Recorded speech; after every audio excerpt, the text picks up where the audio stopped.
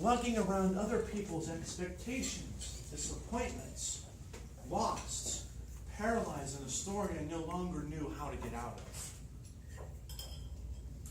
One afternoon, I went to meet my best friend for lunch. And as I approached the table, he looked up at me and Eric said, "Dude, you look awful." Well, thank you. I feel awful. Actually, I feel like I'm a cartoon character. Like I've run off an edge of a cliff and I'm falling. I can't see the bottom, but I'm pretty sure there's an anvil about to hit me in the head. He looked and said, "I have no idea what you're talking about. You gotta pull your stuff together."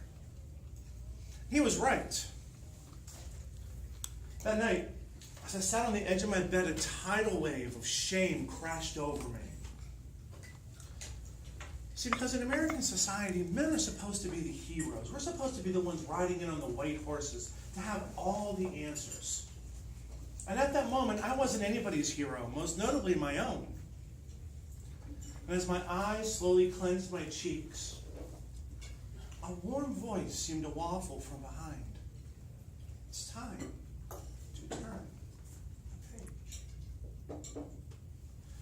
I had heard that advice many times before, but this time, the pain of staying stuck far exceeded the risk of becoming vulnerable.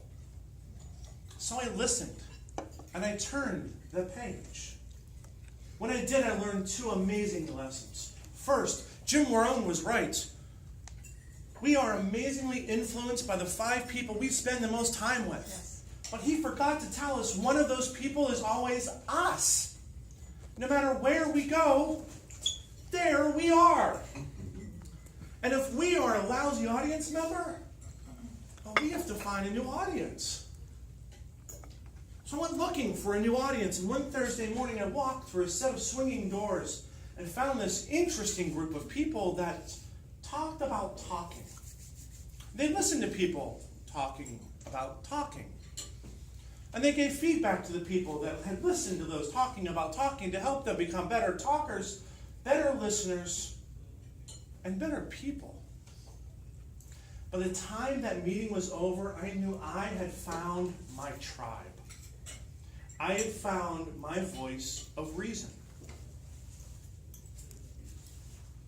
When you find your voice of reason, you realize you have to tell some better stories and listen to the ones you're telling yourself. And as I listened, it became painfully obvious that my stories were kind of like Brian Williams' stories. They might have been based in fact, but they were not, well, factual. My stories were far more toxic than they were intoxicating.